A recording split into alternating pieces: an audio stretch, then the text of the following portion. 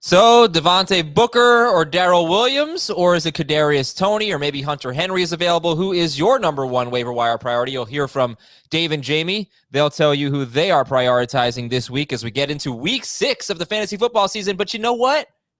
Who cares? How about that game last night?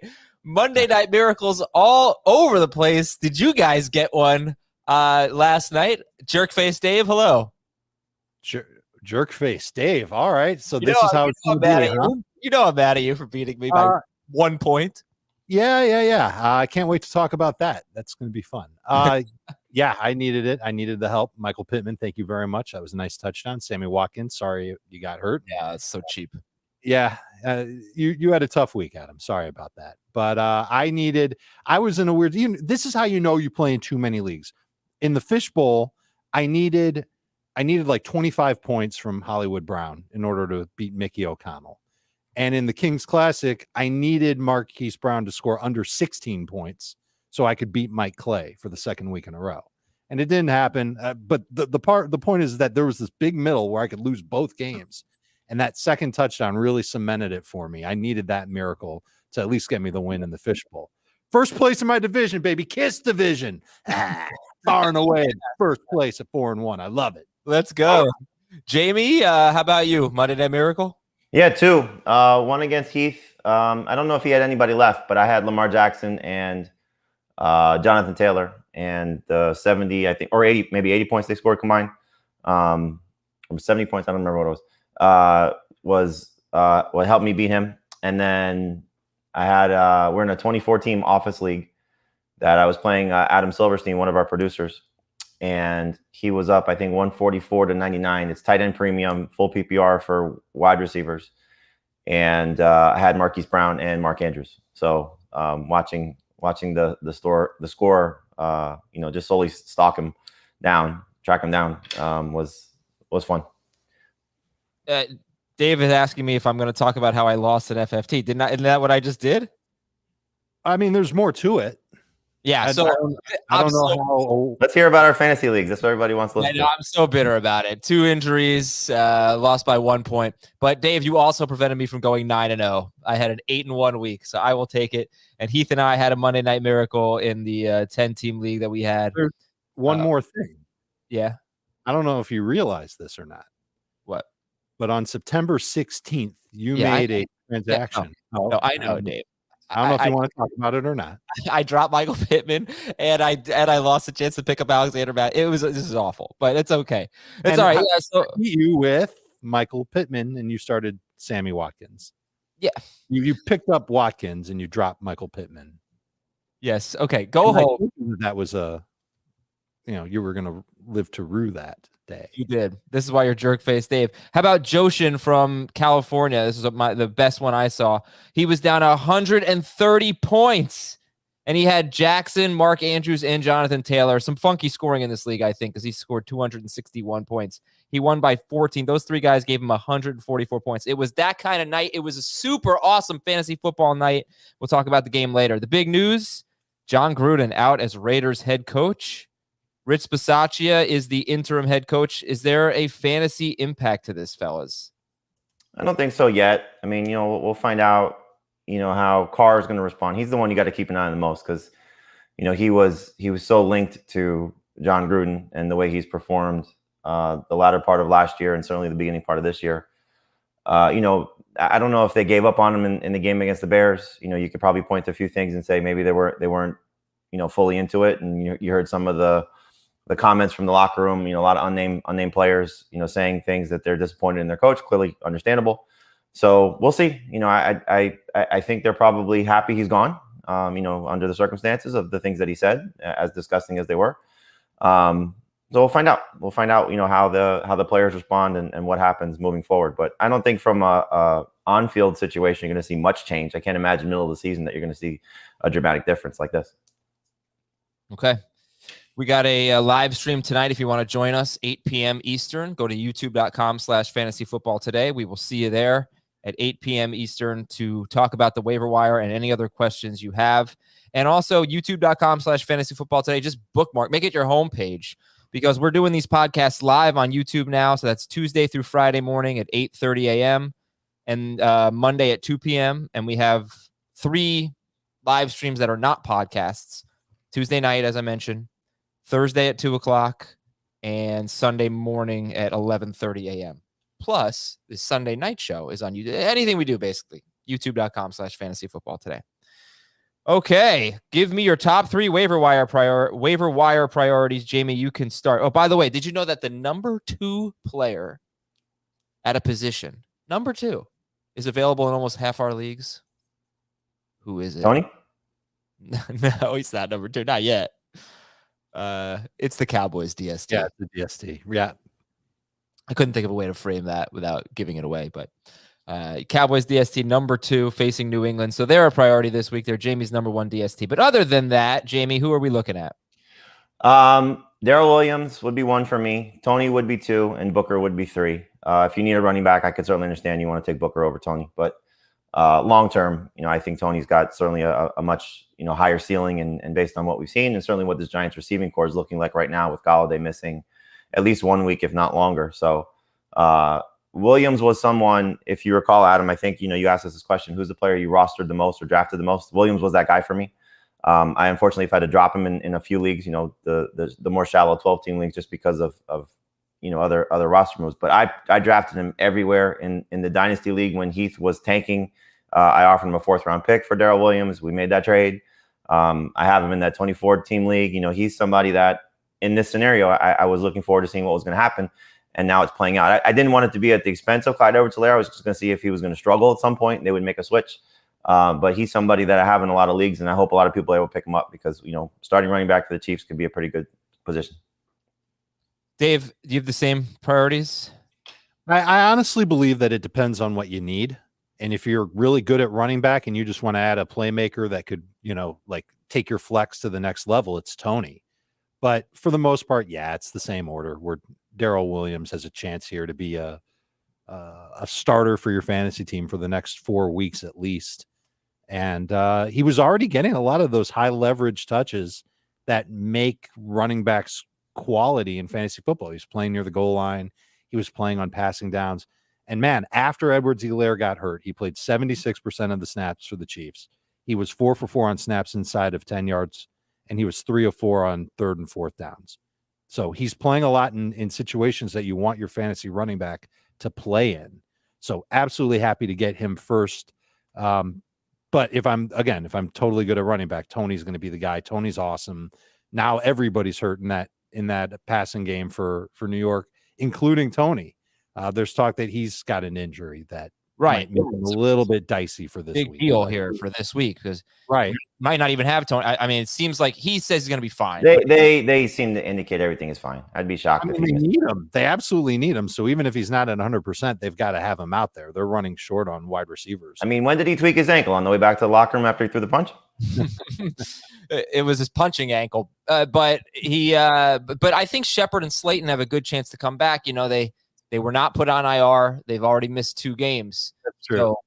So, but that doesn't mean you shouldn't pick up Kadarius Toney. But just throwing that out. And the bigger thing is Daniel Jones. How many games is he going to miss?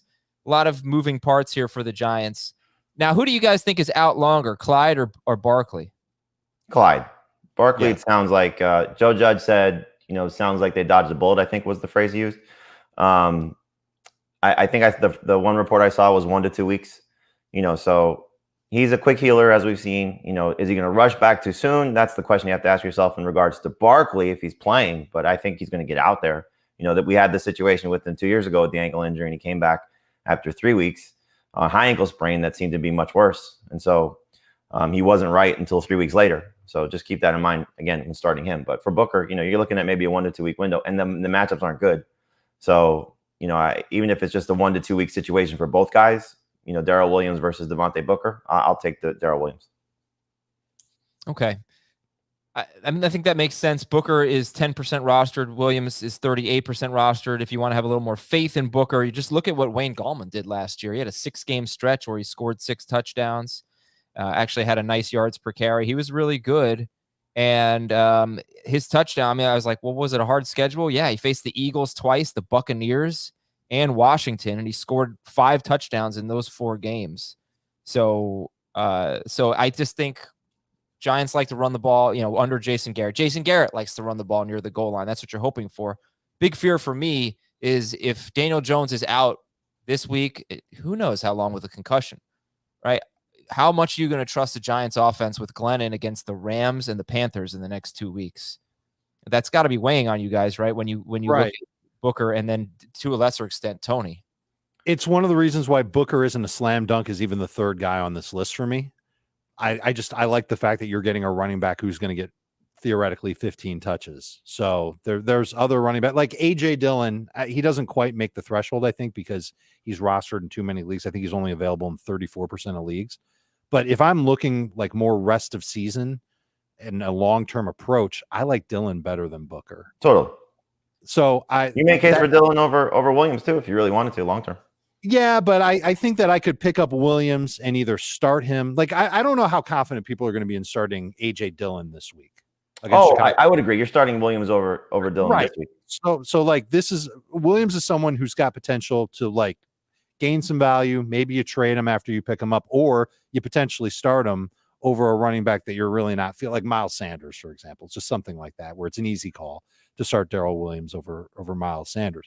But I'm worried about Booker in the situation in this Giants offense not coming through, and certainly being a zero once Saquon Barkley comes back. It's just one thing that you've got to think about when you decide to put in your fab on Booker. In terms of putting fab on Darrel Williams. Well, first of all, let me ask you this: compared to last week, are you more or less excited about Williams than you were about Damian Williams? Same. I think you're looking at short-term absence for the starter. I guess the only difference would be is that, like Dave said, they've been using Darrel Williams in some key spots, whereas Damian Williams, I don't think, was getting those same type of opportunities. He did early in the season in week 1 and week 2, but then it sort of shifted back to really a lot of David Montgomery. So Darrel Williams might have a little bit longer leash than what Damian Williams would have had if you're just looking at something that you need. But they're similar. You're looking at a guy who's going to get a lot of work for a short period of time. And if you want to spin it forward from what you saw from Damian Williams, I don't think Jerick McKinnon has as big of a role as Khalil Herbert has. So you saw Khalil Herbert take a significant portion.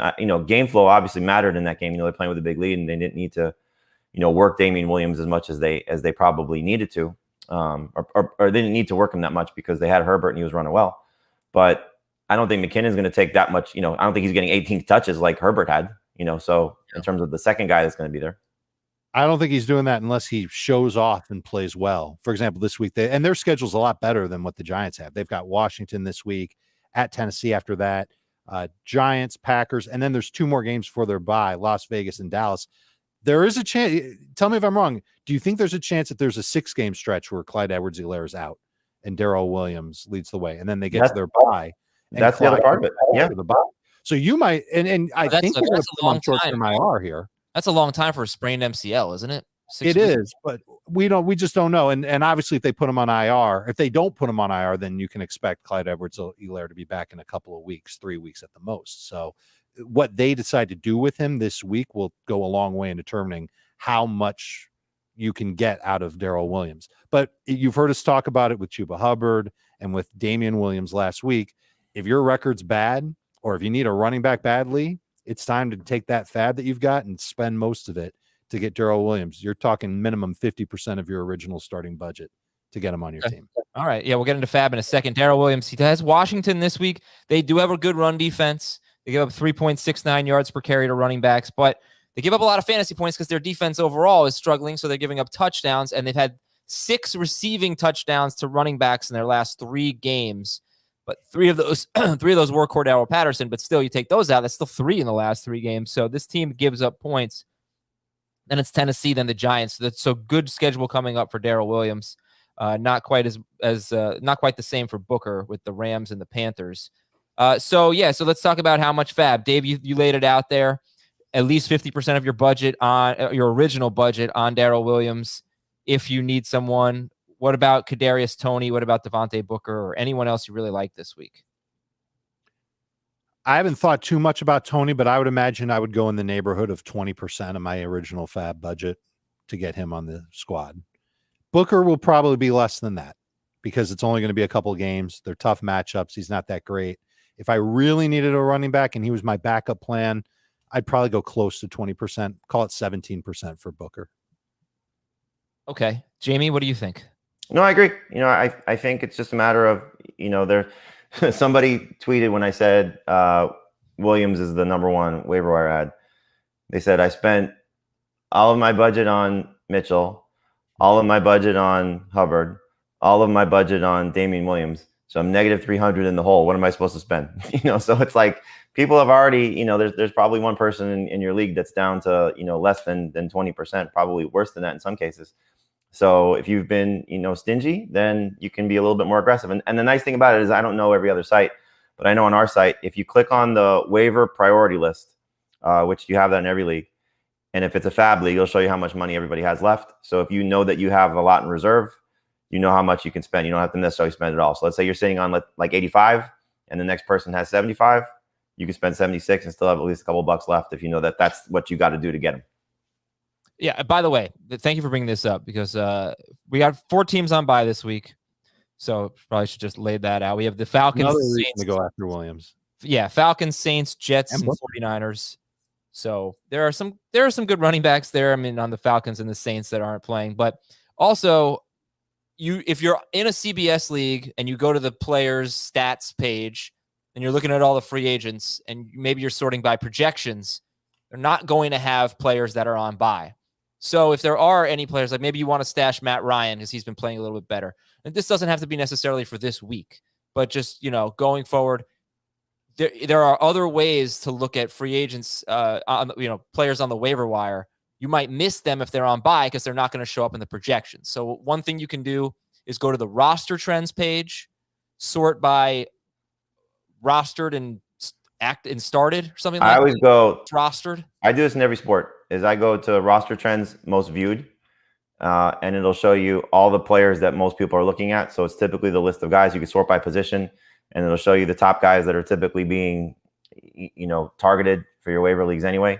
That's just the way I do it. But yeah, you could do most rostered as well. Yeah, you could do most added, most rostered. Most rostered is good because it'll show you sometimes there's someone who just slips through the cracks, 90% owned or rostered or something like that. Holy cow, he's available in my league. So you could always do that as well. So just different ways to approach the waiver wire. Go ahead, Dave. Yeah, I don't know how to find that most viewed tab on ESPN or on my fantasy league, but in those formats, you can search by how many projected fantasy points they're going to have, how many fantasy points they had last week, how many fantasy points they have on the season. And if you kind of sort through all three, you get a little bit of a viewfinder to look at free agents who are available that you might have missed because of certainly because of the projections one. Because the projections guys, obviously Matt Ryan, those players aren't going to be projected this week.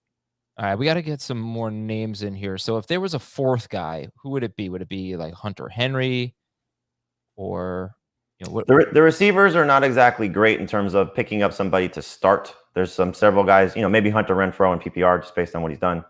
But if you want to speculate, still Rondale Moore, and a lot of people dropped him. He's at 55%. Amon-Ra St. Brown, based on what he's done the last 2 weeks, and now Quintus Cephas is out for however long he's gone with the collarbone injury. I think Hunter Henry would probably make the most sense. Like Dave said, AJ Dillon's at 65%, so I didn't include him in the running back waiver ad list. I put him in the make sure he, whatever I would say, check see if he's available list. He would be, I think, better than Booker, like Dave said. So he should be in the top 3 conversation. What about Sterling Shepard? It's 67% rostered and 94 yards or more, 9 to 10 targets in each of his first 2 games. Another great player to speculate on, because if Galladay's out, I'd be really curious to see what the Giants do. Who lines up where with Shepard and Toney both being significant pieces of the offense. And like you said, Adam, we're looking at this with not knowing how long Daniel Jones is out. So it's more pick up and stash as opposed to pick up and start. But yeah, if Shepard was dropped, he's certainly should be worth that. Shepard or Toney? Toney for me. Toney. So Toney was the fourth wide receiver selected in the NFL draft. And who was the fourth wide receiver the year before? Wasn't it Rager?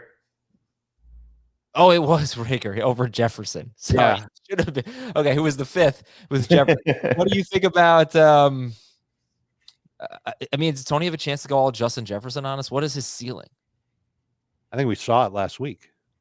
Just a volume type of receiver who can make amazing plays after the catch. We actually saw it 2 weeks ago, but we didn't think it could get to what he did last week. And the fact that he was able to put up numbers with Mike Glennon just as much as he could with Daniel Jones, I mean, it's kind of easy to do, but he also made some great contested catches down the sideline, downfield. Could end up being a real weapon for this Giants offense for a long time. It's exactly the type of player that they need to, make defenses play him a little more honestly. Okay. All right. That's probably enough on that. We will get into our waiver wire priorities at each position in just a moment. We, of course, will recap last night's game and the running back situation, not so good for the Ravens. But that's going to work out well for Mark Andrews and Marquise Brown and maybe Rashad Bateman going forward. How great was that report, by the way, that teams are looking to trade for one of the Ravens running backs? I wish they would. Set Tyson free. Yeah. Okay, so let me talk to you about Lightstream here. If your credit card bills are keeping you up at night, this is a really important website and service to use. If your interest rates are in the double digits, be smart and pay off your credit card balances with a credit card consolidation loan from Lightstream. Rates start at just 4.98% APR with auto pay and excellent credit. Plus, the rate is fixed, so it's never going to go up over the life of the loan. You can get a loan from $5,000 to $100,000 with no fees, and you can get your money as soon as the day you apply. Lightstream believes that people with good credit deserve a better loan experience, and that's exactly what they deliver. So you're getting a great rate from Lightstream to begin with, but you can get an additional interest rate discount to save even more. The only way to get that is to go to lightstream.com/FFT. That's lightstream.com/FFT. Lightstream.com/FFT. Please take advantage of this. If you have great credit, this is a really great way to save money with those crazy interest rates out there. Now, this is subject to credit approval. Rates range from 4.9% APR to 19.99% APR and include a 0.5% auto pay discount. Lowest rate requires excellent credit. Terms and conditions apply, and offers are subject to change without notice. Visit lightstream.com/FFT for more information. So we go, let me run through the news here. Got a lot of news. Tom Brady, injured thumb, should be fine for Thursday. Top 5 quarterback this week? Yep. Top 1. Top 1. Okay. Rob Gronkowski could play this week. Sprained MCL for Clyde Edwards-Helaire. Do we know anything? Tyreek Hill, minor knee injury. Do we know anything about Kelsey? Stinger, I would expect he plays. Okay. Juju is out for the season. Dave, thoughts on Claypool, Deontay Johnson, Najee Harris, how it affects them? And the tight ends, not that these are tight ends to watch. Ebron and Freiermuth, especially Freiermuth. I wonder if he sees an uptick in playing time and targets moving forward. I think it's great for Claypool. And you saw it again last week when Juju went out. Claypool started to step up and see a lot more throws go his way. We could see him begin to evolve a little bit more now that Juju's out of there. And I think that a lot of those short targets could end up going to Deontay Johnson, and he could continue to just rack up double-digit targets. I know he didn't last week, but he'll go right back to it now. Okay. And then as far as the Giants go, don't know on Daniel Jones. They're hoping that left tackle Andrew Thomas is back this week. Barkley's going to miss maybe 2 games right now, if we were just guessing. Golladay, maybe 2 games. Toney should play this week. Shepard and Slayton could be back this week. You are really talking about arguably their 7 best players on offense, all injured right now. Very strange. Samaje Perine on the reserve COVID list. Joe Burrow went to the hospital with a possible throat contusion, but he is fine. I wasn't laughing at that, by the way. You said the Giants' 7 best players are injured right now, and somehow Evan Ingram is healthy. I think it's true though. I don't disagree. Yeah. Anyway, Justin Fields played through a hyperextended knee. He's fine. Rashad Bateman should be playing this week for Baltimore. Max Williams is likely out for the season. Jamie mentioned Quintez Cephas with the broken collarbone. Tampa Bay linebacker Levante David could miss some time. You could think about Tay Crowder as an IDP ad. He had a big game for the Giants, and he's playing every snap, filling in for Blake Martinez. Miami is hopeful for Tua this week. Not so much for Tyrod Taylor for Houston. Ryan Fitzpatrick could be back in week 7 when they face Green Bay. Jarvis Landry could play this week. Damian Harris appears to have avoided injury, or serious injury anyway. Looks like he could play this week. Trey Lance, he might miss some time with a sprained knee, but the Niners are optimistic that Garoppolo will be back in week 7. A couple of cornerback injuries. Green Bay's Kevin King could miss time with a shoulder injury. So that is a terrible secondary right now. Darius Williams for the Rams, he's likely out this week and could go on IR. And Curtis Samuel week to week with a groin injury. Whew, okay, done with that. Top 3 at each position. Jamie, if I need a quarterback, I must not be playing fantasy football in 2021, but what do I do if I need a quarterback this week? Let's just say I've been starting Zach Wilson and he's on a bye. I mean, you might have to replace Russell Wilson. Let's not forget about that. Sorry, go ahead. You might have to replace Russell Wilson. Oh, yeah, him too. Yeah. The first guy I'd look at is actually Taylor Heinicke. This Chiefs defense has clearly been miserable. And, you throw out last week's game, which was his worst start fantasy production-wise, 23 or more points in 3 of his 4 starts. And long-term, Jason LaCanfora, our CBS Sports NFL insider, reported that Ryan Fitzpatrick could actually return in week 7, but he might return as the backup. So even if Fitzpatrick does come back, he might not get his job back. So if Heinicke has a good game against the Chiefs, let's say they pull off an upset, but certainly the matchup is fantastic, he may solidify himself as the starter for at least a few more weeks. So Heinicke would be the first guy I would look at. Then it gets a little bit more dicey, but Trevor Lawrence against the Dolphins, this team stinks clearly defensively. So hopefully he takes advantage of it. He had his second best game of the season last week. Maybe his best game in terms of just how he played, but for his second best game fantasy-wise. And then the third guy for me would be Teddy. You've seen what he's done, and it's interesting. We've seen him have some good performances. He's been good when he's been over 34 pass attempts, and we'll see how he does against the Raiders if he's throwing the ball more. But his 3 best games have come when he's attempted at least 34 passes, including last week when he had 22 at Pittsburgh, which I think was a nice performance given the defense he was facing. Right. And you could look at the Dolphins or the Jets game for Bridgewater and be disappointed, but he was 19 of 25 in that game. He only scored 11 fantasy points, but he's been 22 or more whenever he's had to throw the ball. So Heinicke, Lawrence, and Bridgewater. Any interest in a guy that has only played 1 game, but he comes back hopefully this week and get Jacksonville and Tua Tagovailoa, if you're thinking more long-term for a Russell Wilson replacement, for example? I just want to say something. We mentioned CBS Sports HQ and the shows that we do. We have every week Tom Spencer, who's in the booth with Jim Nantz and Tony Romo, and he was at they were at the game with the Bucs and the Dolphins, and he said to us on Sunday that the Dolphins think Tua can play this week. I just want to bring it up also because it just reminded me of it. He also said, look out for Myles Gaskin in that game against the Bucs. And you saw what happened in that performance. So we try to give you guys a lot of different tips in different places. Tom only comes on with us on Sunday mornings, typically in our noon show. And so if you're looking for anything in the CBS game, wherever Nantz and Romo are, Tom's going to give you those insights from the coaches. Adam, you reference it all the time about how you like to watch the broadcast, with from the coaches meetings. He's giving it to us straight from the coaches meeting, so. It's a great asset that we get on FFT on CBS Sports HQ. But, if Tua plays, I think he's a decent streamer. Sure. Okay, Dave, top running back priorities, Williams, Booker, and? Well, Dillon will be ahead of Booker if he's available in your league. And if you're not in an absolute bind for a running back this week in a PPR league, which is to say that if it's a non-PPR league or a half PPR league, I would rather have Dillon than Devontae Booker this week. Alex Collins is still available in 36% of leagues. If we're talking about Dillon, then we should talk about him too. We just don't know if Chris Carson's going to play, and it is a terrible matchup without Russell Wilson there against Pittsburgh. So he's not a priority guy, but somebody that is going to play. That's something that helps. Brandon Bolden is next for me. He's available in 83% of leagues. He's PPR only. Patriots are probably going to have to check down a lot against the Cowboys. Khalil Herbert is available in 75% of leagues. Ramondre Stevenson, 79%. Sony Michel, 32%. He's probably not even worth picking up. So I'll go Williams, one.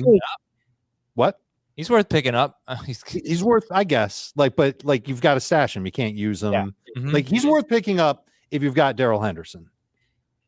Yeah, if you don't have Darrell Henderson, I wouldn't prioritize him ahead of anybody on Henderson is one of the most injury-prone backs. I agree. Hurt twice, and Michelle's probably an every down back on a top 5-ish offense if Henderson gets hurt. So what's your lineup situation? What's your roster situation if you're going to pick up Sony Michel and not pick up a lot of the other guys that we're talking about? No, I'm not saying he should be the top priority, but I would say if you're not going to start Brandon Bolden ever, I'd pick up Michel. Their roster percentages are so different, so I know that's kind of silly, but it's more of a 10-team league. I think Michel. Well, first off, two things I want to bring up. You mentioned Dave non-PPR and half PPR for Dylan. There was actually a report in the Milwaukee Journal Sentinel, Matt LaFleur, saying they want to use Dylan more in the passing game, and so he had 4 catches last week. It seems as if this last game in particular, he is taking the Jamal Williams role. I thought it was going to be, okay, maybe Aaron Jones a little bit more in the passing game, and that's what it seemed like early in the season, and maybe Dylan takes on a little bit more of the rushing duties away from Aaron Jones. That game last week was Jamal Williams from a year ago, involved in the passing game, supplementing in the run game, and if that's something that continues, I think Dylan could have value in every format.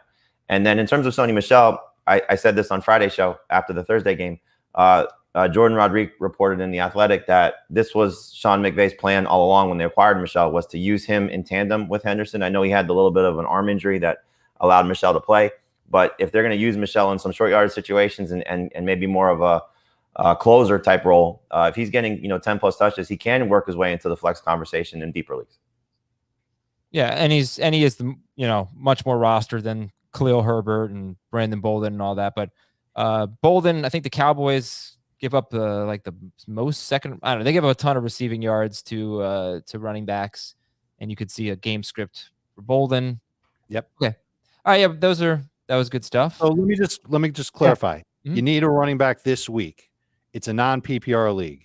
I think the order should be Williams, Dillon, Booker, Collins, and that's assuming that Dillon and Collins are available. If it's long-term, regardless of format, it's Williams, Dillon. And then I'm not even sure if there is a good one long term. Maybe that's where Sony Michel comes into play. Yeah, I think with Collins, I'm looking, and I forgot to mention this in the news and notes, but Carson apparently has turned a corner and has a chance to play this week. Mm-hmm. But he's got a long-term neck issue. It's not hard, and he hasn't really been super great as it is. So I do think super great. Right. That's a backfield that's probably going to see a significant split week in and week out. Right. You just have the risk of what's the offense look like without Russell there.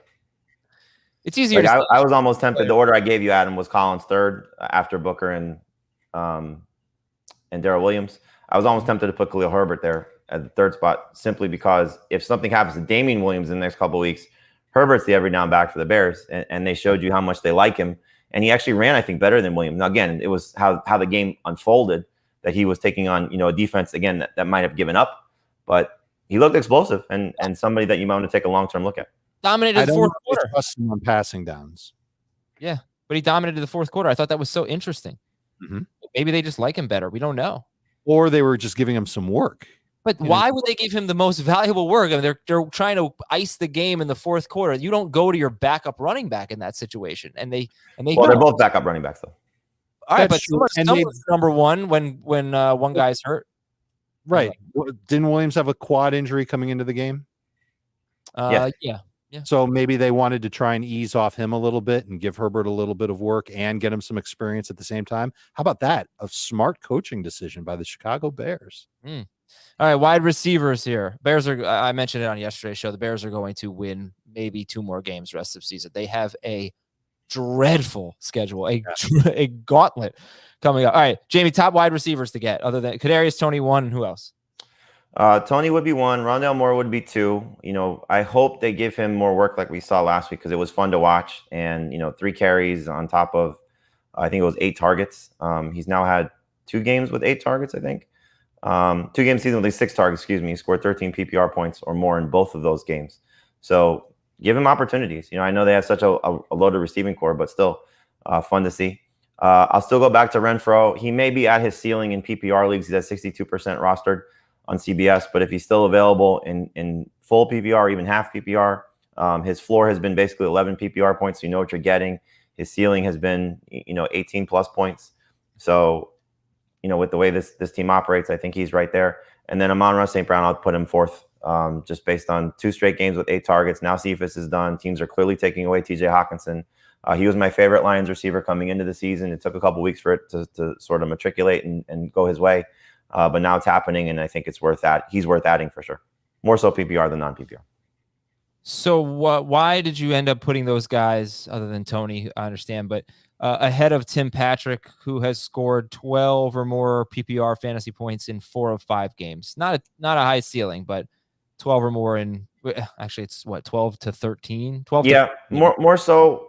more so long-term than short-term. If you need somebody for this week, I have no problem going back to Patrick. But you also are getting Jerry Jeudy back maybe as early as next week. So how long is this going to continue for him? And this was his best game in terms of catches and targets. I hope it continues, but with the crowded receiving core, are they going to continue to feature him as much as the third receiver and potentially fourth option? So I just think those other guys, certainly more so PPR than non-PPR. Again, Patrick for this week might be better, but I'll take those other guys in terms of stashing on my team. Oh my gosh, I just found the number 1 waiver wire player. Jerry Jeudy's only 80% rostered. Check all your leagues for Jerry Jeudy. Put him right on your IR. Well, no, he's rostered in leagues that have IR spots.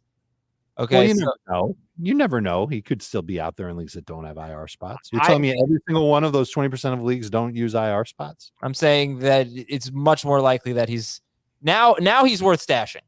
Okay. Yeah. I understand if you had to drop him 4 weeks ago, but now Jerry Jeudy's worth stashing even if you don't have an IR spot. So get him. Dave, tight ends. Hunter Henry is first for me. 60%. Is he rostered in 60% or available in 60%? Roster. I think he's rostered in 60%. 61%. So, yeah, a little less than half of the leagues that you're in, he's available. But I believe he's second on the Patriots in targets over the last 3 games. Scored each of the last 2. We noticed 3 weeks ago that Jonnu Smith was making mistakes and Hunter Henry wasn't. So I figured that Hunter Henry would get more work, and he has. It's nice to see him get this opportunity, and I think you ride it out while you can. And again, the Patriots probably going to have to throw a bunch against the Cowboys in week number 6. My number 2 tight end is Dan Arnold. He played 73% of the snaps for the Jaguars. It was a season high for him. I think he's going to run a ton of routes. I think he's going to be a part of this passing game now for Jacksonville, and he's available in 95% of leagues. So double-digit PPR points last week. I think he had 12, and I think he could come close to that week in and week out. I would trust him if you're streaming the tight end position. After that, it's ugly. Jamie, maybe you've got somebody who's better than Ricky Seals-Jones or Evan Engram. I'm not really feeling those guys, although it does look like Heinicke has a thing for throwing to Seals-Jones.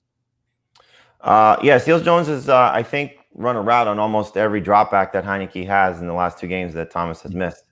So that's something to buy into. And now you have Curtis Samuel missing time with the groin injury, so that should help. If you want to buy into Njoku, I don't know what to tell you. He had the decent game in week 1 when he had 3 catches for 76 yards. After that, he combined for 4 catches for 34 yards on 5 targets in his next 3 games. So he's shown you at least already this season that he can disappear after one strong performance. But they're looking for something because Odell Beckham's not getting it done. So Peoples-Jones and Rashard Higgins and now Njoku, maybe this is a jumping off point. But for me, the top 3 would be Henry, Arnold, and Seals-Jones. I wonder if we are reaching a point at tight end where it's going to be kind of static. Dalton Schultz, Dawson Knox have entered must-start territory. You got Logan Thomas. He's out at least 2 more weeks. He's 66% rostered, but I just don't know who's going to emerge at this point. I don't know. I couldn't believe how bad the tight end waiver wire list was this week, which is not an insult to you, Jamie. I mean, it's not your fault. I'm just saying it's just the options. Way to go, Jamie. You blew it. I know. I didn't mean to say it as if you made a bad list. I'm just saying it's the options are so bad out there, and I hope you have your tight end. Because I can't even think of like a prolific offense that could produce a tight end that's maybe Tonyan gets back in the mix or something like that. It's bad. But I mean, Tunion's the same guy week in and week out. You're hoping he catches a touchdown. That's why you start him. And there's a bunch of tight ends that are like that off the waiver wire. For all we know, that's what Hunter Henry is. We just like that there's a lot of targets attached to him for now. By the way, on Njoku, the 7 targets he had, the most targets he's had in an NFL game since September of 2019. And on Tonyan, he has 8 or fewer yards in 4 of 5 games. I mean, that is taking touchdown or bust to an extreme. Right. Hard to. He's one with no upside. Yeah. Okay. We'll take a. Sorry. DSTs. We're not taking a break yet. DSTs. Jamie, who are we looking at DST? You mentioned the Cowboys. I think they're the one to look at because they'll probably turn over Mac Jones, especially after what the Texans just did to him. I know I said the Dolphins defense stinks, but still the matchup against Jacksonville, you can buy into that. And hopefully, what the Dolphins have looked like is more a byproduct of their defense being on the field forever because their offense stinks. And look, 2 of the last 3 games, they played Josh Allen and Tom Brady. So take that for what it's worth. Maybe they can get some turnovers on Trevor Lawrence. The Bengals, they get Detroit. Their offense has clearly struggled, and we've seen some good moments from the Bengals defense when they've been healthy. And then after what happened the first half, right, first 3 quarters against the Ravens last night, the Colts defense gets Houston. So hopefully they can, put the fourth quarter and overtime behind them and get back to playing defense the way they did to start that game and get after Davis Mills in that group. I think that's some good options here. The fact that Bengals are 12% rostered. They were a huge letdown against Jacksonville that Thursday night, but they didn't have Jesse Bates. And I think they got a couple of no, Awuzie came back, but Trey Waynes hurt his hamstring. Something to keep an eye on, but Awuzie's the one that you want to have in that lineup. Yeah, he came back in the game after getting banged up. But all right, it's good options for DST this week. You want some IDP? Kickers first. Greg Joseph, I'll go back to him. I think we keep saying him every week. Chase McLaughlin gets Arizona. Evan McPherson, maybe actually when he makes the kick, he can celebrate that way as opposed to celebrating when he misses the kick. And then Zane Gonzalez taking on the Vikings. Oh, man, that was tough. I felt bad for him. He's so young. Like the differences between him and Crosby was like old and gray and seasoned, and McPherson just like exuberant, dramatic. I was ready to do the trio of Gators celebrating on Sunday with Kyle Pitts and then Toney and then McPherson. Or I guess McPherson would have been second. McPherson was ready to do it too. In fact, he celebrated. He did, yes. All right, Dave, IDP. All right, I got to run. I'll see you guys. All right. Oh wait, Jamie. One last thing. Where do you have the Packers DST this week? Probably not ranked because they're not very good without their guys healthy. Okay. All right. I mean, they're playing Chicago. They don't put up a lot of points, so I kind of like the Packers DST. Yeah, not bad. All right. Thanks, dude. Love you. All guys. right. IDPs. Harold Landry, linebacker for the Titans. He's been putting up some good numbers lately. I would go to him. Matt Judon with the Patriots. Really, the last 3 weeks, he started to step up and put up some good fantasy production. Amani Oruwariye. Yeah. A corner for Detroit. Again, last 3 games, good quality fantasy production if you need a guy. And Kevin Minter is expected to replace Levante David at linebacker for Tampa Bay. I don't know how long he's going to be available for or how long he's going to play for because I don't know how long Levante David's going to be out. But Minter's someone that you could turn to as a linebacker. Get a couple of easy points there.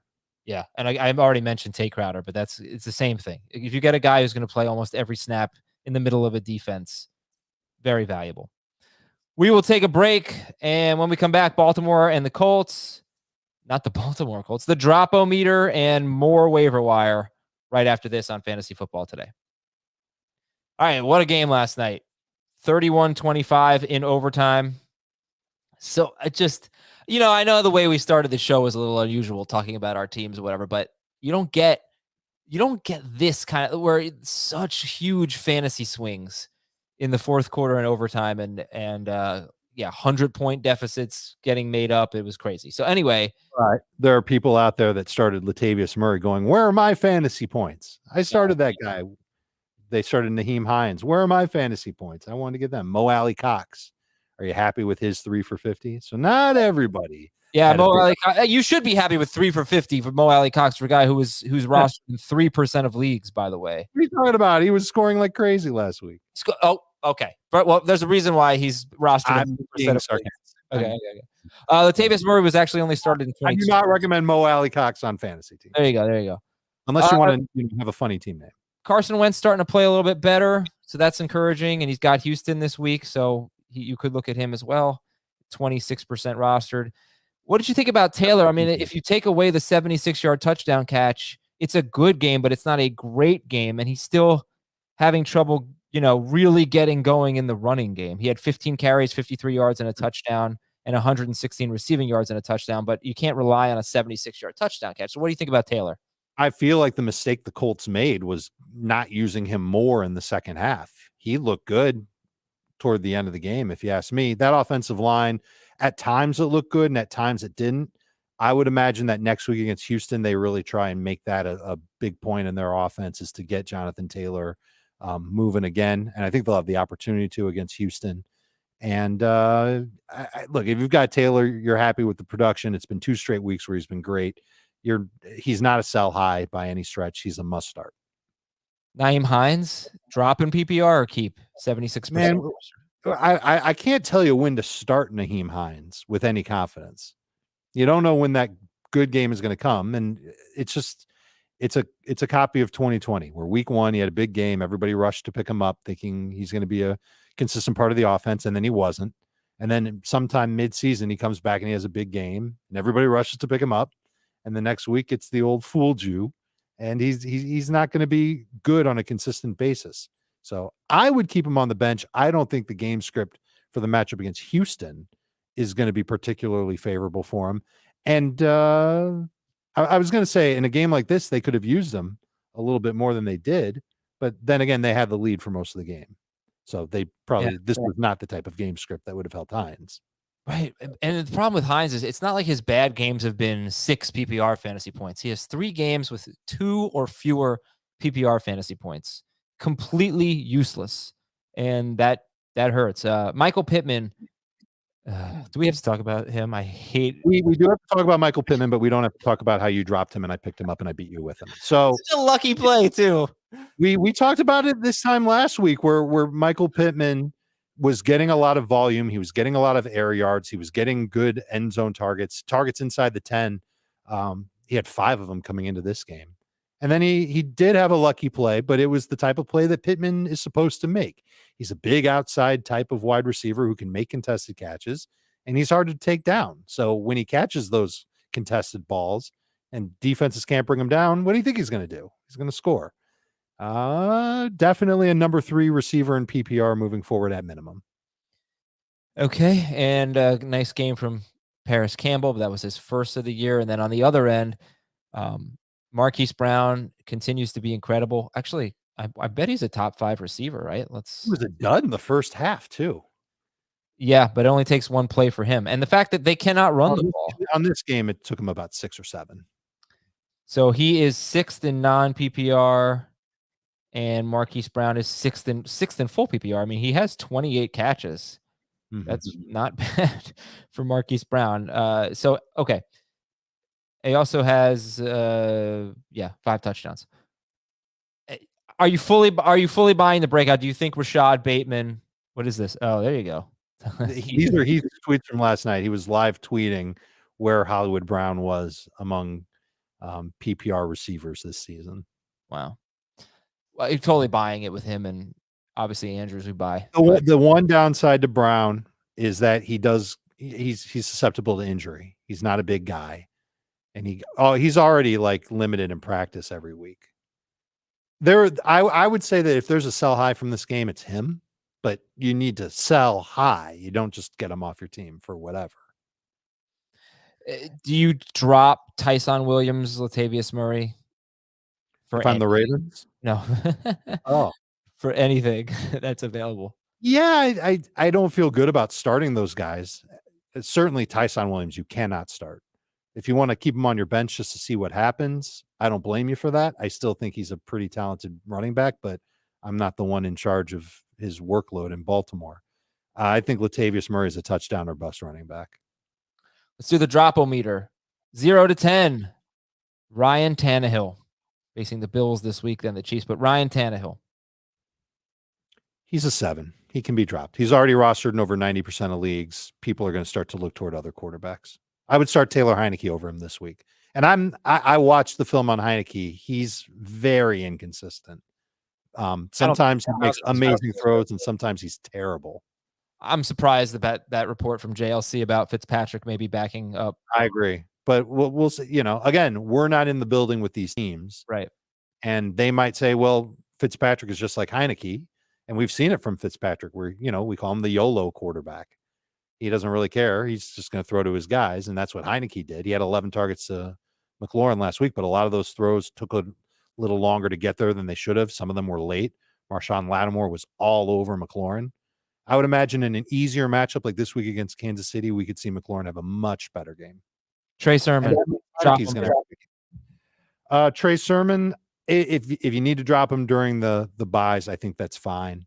I would prefer to just give him another week or two just to see what happens, because you know how these 49ers running backs roll. But he's droppable. He's a 6. Corey Davis.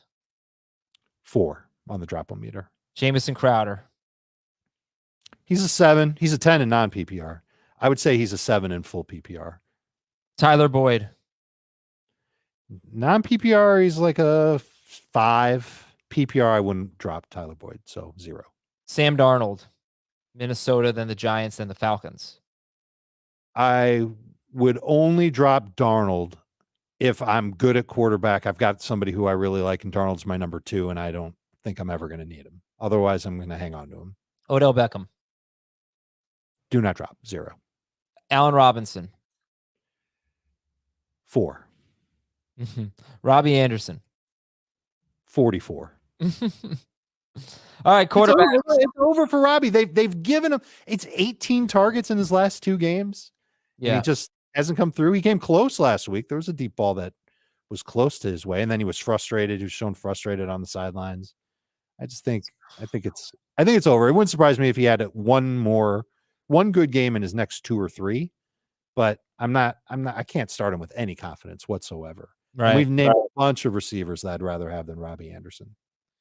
Okay, then let's take a look at quarterback. If you need a Jameis Winston replacement, we gave you Taylor Heinicke against the Chiefs, who give up the second most fantasy points to quarterbacks.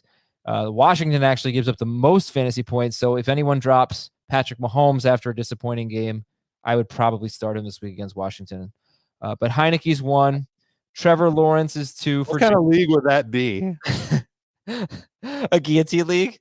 I guess it's the only one. It's the only one that would make sense. Trevor Lawrence 2 for Jamie. Bridgewater 3. Wentz 4. Roethlisberger 5. Justin Fields. Jameis Winston, who's on a bye. Matt Ryan. You have any disagreement here with this list? Anyone that you want to promote? I do. I like Heinicke first and Lawrence second. Roethlisberger's 3rd for me. The Seattle defense is not good, and the Steelers are looking to get right any way they can. And I think Roethlisberger has a chance to come through for like a 22-point game. Not really a high ceiling for Roethlisberger, but I like him better than Bridgewater. I like Wentz better than Bridgewater as well.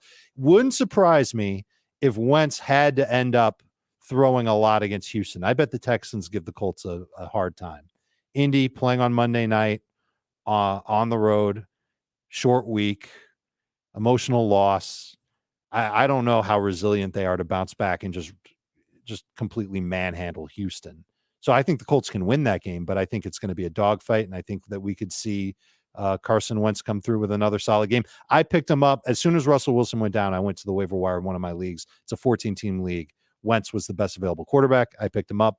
I'm starting him this week as a Russell Wilson replacement. Okay. All right, then. Good. If you long-term stash, let's say Fields, Winston, Ryan are available, who would you take? And Tua, who would you take? I think Ryan would probably be my pick of those guys. Okay. Let's go on to the running backs. You can check on Sony Michel and AJ Dillon. I would also think, Michael Carter, he's carving out a role for himself. He's 81% rostered. Right. He's barely out there. Yeah. JD McKissick's interesting. Obviously, McKissick's probably rostered in a PPR league, but the Chiefs have allowed 50-plus receiving yards to a running back in 3 straight games. So this could be a good game for McKissick. And that's the most ringing endorsement I'll give him. We've got Darrel Williams, Devontae Booker, and Dave likes A.J. Dillon as the, a must-add. Basically is the number 2 guy if he's available in your league, ahead of Booker. Alex Collins is 58% rostered. And then you've got Khalil Herbert.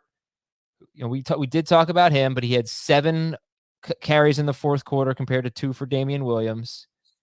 And then you've got Ramondre Stevenson and Brandon Bolden, because Damian Harris is a little banged up. Stevenson got 11 carries last week, but only 23 yards. And then Bolden, Dallas allows the 7th most receiving yards to running backs. A lot of that was Austin Eckler, but there have been 3 running backs who've had 5 or more catches against Dallas. So, you have to throw against Dallas.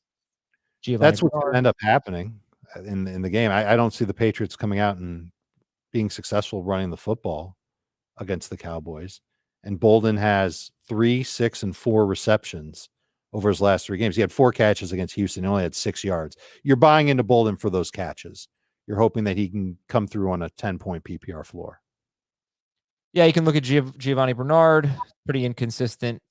2 catches in 3 of his 4 games, 9 in the other one when they lost. And Jeff Wilson at 18%, but he's out a while, right? Well, we don't know. We don't know what the situation is. I think I just read it though. I think I just saw an update like Thanksgiving-ish. See if I can find that.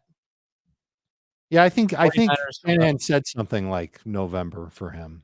But if you can stash him on your IR, you should do it. I don't think he's going to be back in week 7. All right, let's talk about more wide receivers here. Kadarius Toney is the prize. Pittman is 16% available. Who did you say, Shepard or Toney? If Shepard's there, I'll take Toney. But I'm going to take Shepard. I think I'm going to take Shepard over everybody else that we'll talk about, but not Kadarius Toney. Would you drop one of the things I might be able to do is get both of them. I think I can get Toney with my first waiver claim and Shepard with my second, because there's just not as much buzz about Shepard. Maybe. And again, if you're on CBS and you're only looking at the projections, I'm thinking Shepard probably won't be projected on Tuesday. So you might not even see him in your waiver wire and the stats page. Would you drop Laviska Shenault for Shepard or Toney? Yes. And who's number 2 for you? For Jamie, it's Rondale Moore. Then it's Renfro, St. Brown, Tim Patrick. Number 2 for me is going to be Rondale Moore. I think he's got a chance. Like you talked with Jamie about Tim Patrick and who could step up as a good play this week. And I agree with Jamie that Tim Patrick could be someone that we're cutting 2 weeks from now when Jerry Jeudy's back, because I don't think Bridgewater's got enough to support Jeudy and Sutton and Tim Patrick. So you can use Tim Patrick now, but you can use Rondale Moore now, and there's some long-term potential. So I think that makes him a little bit more interesting than Tim Patrick. There's another receiver that you didn't talk about, though, and that's Darnell Mooney. He's available in 41% of leagues, and I look at him the exact same way that I would look at Rondale Moore. I think that he's still a good fit for Justin Fields. We didn't see it in this matchup against Las Vegas last week because the Bears didn't need to throw a ton. I think the Bears are trying not to throw a ton from game to game. You brought up their schedule. They're going to have to throw a ton from game to game. They've got Green Bay this week. I think it's Tampa Bay the week after that. They're not terrible matchups for the passing game for Chicago. It's just a matter of them executing on it. And I think that Darnell Mooney is going to be one that gets a decent amount of targets in these games. I really like the idea of getting him. At one point, when I was going through my waiver order, he was ahead of Rondale Moore, but I think Moore is going to be more popular, so he should get the claim ahead of Mooney. But honestly, my top 3, assuming Shepard's not there, is going to be Toney, Moore, Mooney, and then Tim Patrick and Amon-Ra St. Brown can go after them. Why prioritize Moore over AJ Green or Christian Kirk? Because I think he's just a little bit more exciting, and I think that if he's going to get more carries from game to game, if that ends up being a consistent part of his workload, then I think that gives him a nod over those guys. You could stash T.Y. Hilton, Rashad Bateman. If you're in a really deep league, you can look at James Washington, who will now be the number 3 receiver for the Pittsburgh Steelers. This one's kind of risky, but you talked about Hunter Renfrow, right? Or no? Well, we've talked about Renfrow just in general, and he's a safe PPR floor guy, but I got 2 more of those guys that are like that are going to be available in pretty much everybody's league. Kendrick Bourne with the Patriots has been getting some good target share, and Adam Humphries hasn't necessarily been getting good target share, but he's been getting open. I mentioned that I watched a lot of the Taylor Heinicke film. There were back-to-back plays where Humphries was open in the end zone, arms like this, hands like this, waiting for the football from Taylor Heinicke, and Heinicke missed him. Once Heinicke started getting Humphries involved late in the game, that offense was really starting to move. And Humphries isn't an every down player for Washington. Maybe that changes, and he ends up being one of those low floor PPR receivers. At the very least, I think he's a great DFS play in GPP. In case I forget, Jamie wanted me to tell you that he has the Packers DST right after that group you mentioned, and they are top 10 for him. So you guys are in agreement there. Good. I think they're the third best DST you can pick up. Tight ends, Henry's first with a bullet. Dan Arnold is second for me. And then it's a bunch of old names that we've hyped up before that I would be worried to trust. But if you're in a pinch, Seals Jones would be first on the list just because he's playing a lot and Washington's going to throw a lot against Kansas City. Evan Ingram would be next because we don't know how healthy that receiving core is going to be in New York. And then David Njoku, fresh off a career high 149 yards, he would be third. It would, like, the argument for Njoku would be, all right, something's going on between Baker Mayfield and Odell Beckham. They just can't get on the same page for whatever reason. So the Browns are smart to use other receivers. And I think Jamie alluded to this because he brought up Donovan Peoples-Jones. Hooper didn't do anything in the game. Maybe this was the Cleveland Browns saying, all right, Njoku is going to be a big part of our offense moving forward. This was his breakout game. He's going to continue to get targets. I'm not ready to trust it because the body of work over his career, it shows that Njoku is not a consistent stat producer. Here's one more guy I just thought of for the waiver wire, by the way. Jarvis Landry could be back this week. He is 65% rostered. Okay. That's a good one. Yeah, I mean, I don't think he's a huge priority. Mesh with. Well, yeah, I'm just saying that's going to hurt Njoku, but we saw Landry wasn't really much with Beckham last year. So it's so hard to trust this offense, but Landry is 65% rostered. And Zach Ertz is like 67% rostered. So that's a tight end that you could go to. He had a terrible game, but he had 7 targets. Right. So he's out targeting Goddard lately. And would you rather have Ertz or Gesicki? Or sorry, Ertz or Henry. My bad. I'd rather have Henry. Would you rather have that's going to be a week-to-week thing. Gesicki or Henry? Gesicki. Okay. DSTs, Cowboys against the Patriots, at the Patriots. Yep. Dolphins in London against Jacksonville. The Bengals at Detroit. The Colts against Houston. The Packers against the Bears. Options for you. Yeah. That's not my order. I like Cowboys, Bengals, Packers, Dolphins. Or Packers, Colts, Dolphins. Okay. And kickers, Greg Joseph, Chase McLaughlin, Evan McPherson, Zane Gonzalez. McLaughlin's building a mystery. Choosing so carefully. Close enough, Dave. It's not her name, but it's close. What do you mean? She's Sarah McLaughlin. Oh, isn't it spelled the same way? It might be, but it's close. You could have just gone with McLaughlin Group. That would have also worked. Yeah. Thanks for watching and listening, everybody. And that would have hit our target audience of ages 80 plus. Wrong. Everybody's listening to Sarah McLaughlin. McLaughlin. McConklin. Yes, there you go. Sarah Tyler Conklin is her birth name. We are out of here. Thanks for watching and listening. We'll talk to you tonight at 8 o'clock Eastern. YouTube.